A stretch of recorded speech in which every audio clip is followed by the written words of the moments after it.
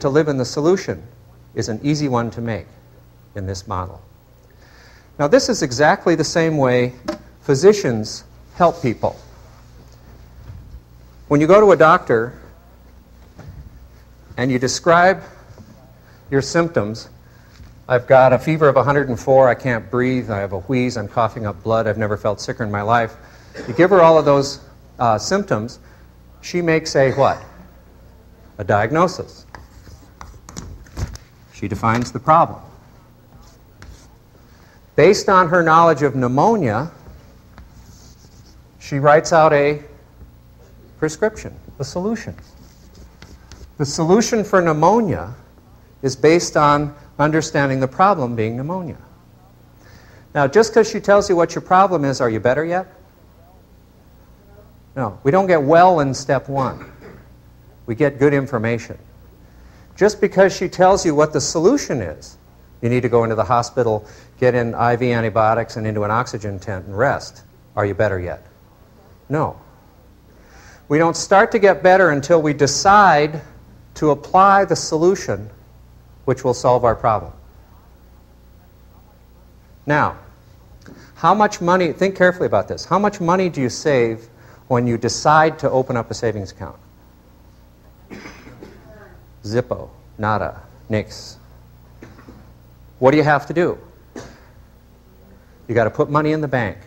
You've got to take some action. So, here's my highlight of the day. Please enjoy this with me, and I'll say it 3 or 4 times. Steps 4 through 9 are the action that we take based on the decision we made in step 3 to live in the solution, which is step 2, which will solve our problem, which is step 1. Steps 4 through 9 are the action that we take based on the decision we made in step 3 to live in the solution, which is step 2, which will solve our problem, which is step 1. Beautifully integrated sequence of information that creates the power in the 12 steps.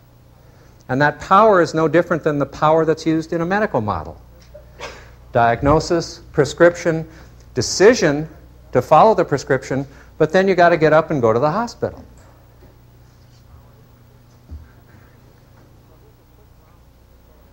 So here's a quick romp through the program of action that, based on a clear understanding of the problem, gives us a solution which we then have a program of action to bring about in our own lives.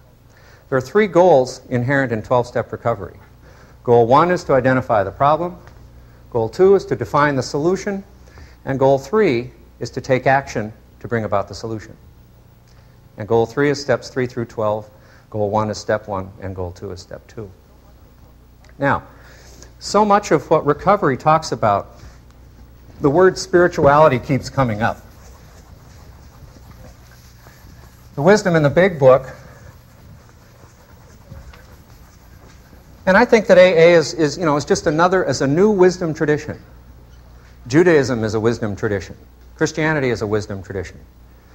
Hinduism is a wisdom tradition. AA is a new wisdom tradition. It's an embodiment of life truths with a specific application. This whole idea of spirituality is made simple by the big book because in the second appendix it says that spiritual awakening and spiritual experience are the same thing as personality change sufficient to bring about recovery from alcoholism.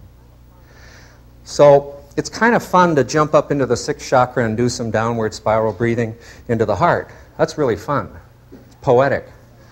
But there's a more pragmatic way to spiritual growth defined by these steps. Step 11 is a way of enhancing that, sought through prayer and meditation, to improve our conscious contact. Conscious contact is no different than the name of the place I'm going to next month. High Watch Farm. Keeping a high watch. Conscious contact. But that comes about through personality change. And here's a quick model that shows what that's all about. Every human life is made up of 3, to be very general, 3 components.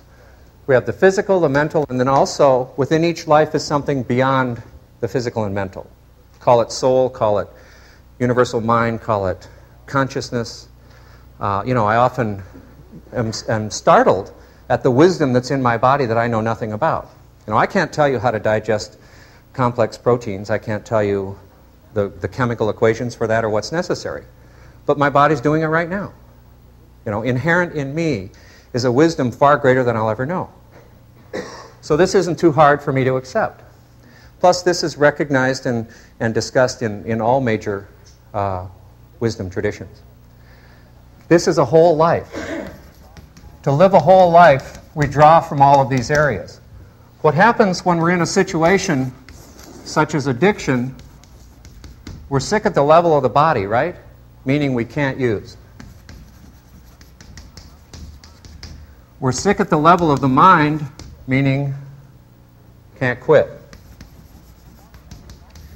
And I mentioned this morning that I was also going to say we're sick at the level of spirit, meaning we can't change. Harmful forms of self at the center of the life don't cause our addiction, but they block us from living in the solution. Harmful forms of self at the center of our lives don't cause our addiction, but they block us from living in the solution. This is any life that can't see the truth. This is any life that is whole. Step 4 begins to help us identify the symptoms of spiritual illness.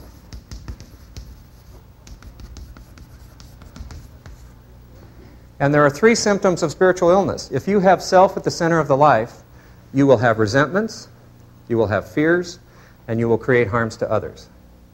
And those are the 3 things that are inventoried in step 4. Resentments, fears, and harms to others. So what's magical about personality change is, being the same as spiritual growth, is that as we begin to identify and have removed in this step 4 through 9 process harmful forms of self, guess what's underneath here? Spirit. It emerges. We don't have to earn it. It's already there. We walled it in. We blocked ourselves off from it by having a life based on harmful forms of self. Page 62 in the Big Book has self on it 13 times. It's talking about the essence of our block to living in the solution.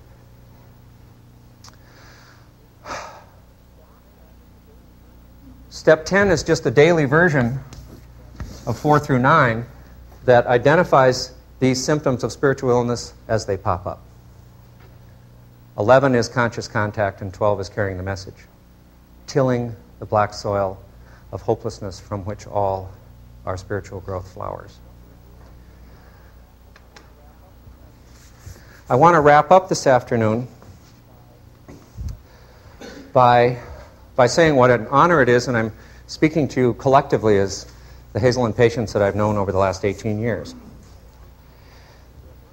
And your hunger for the truth about your problem has always startled me and been one of the richest parts of my job. And the more I've been able to talk clearly about the essence of the problem and the essence of the solution, the more rewarding that has been. So I want to thank you all for that.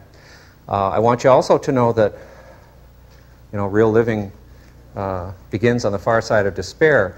The good news about all of this is that we are now set up with fellowships who will welcome us and love us and teach us this path. It reflects back to another quote from one of my favorite authors, Tom Robbins, in a book called Jitterbug Perfume. He had a character say, "My alcoholism was an imperfect spiritual longing."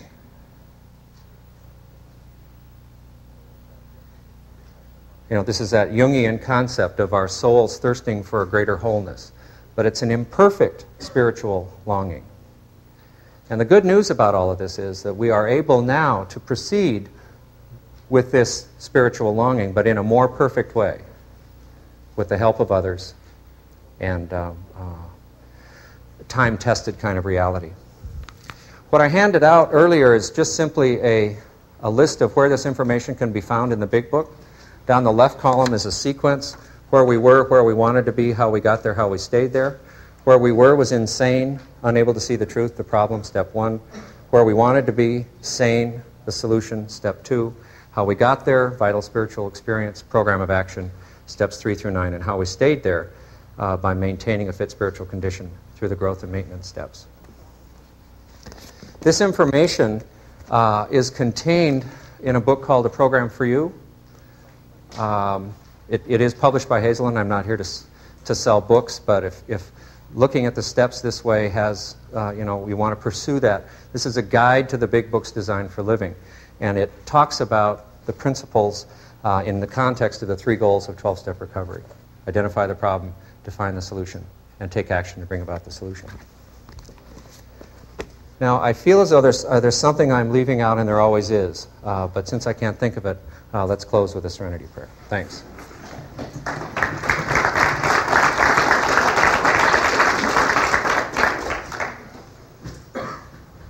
God, grant me the serenity to accept the things I cannot change, the courage to change the things I can, and the wisdom to know the difference.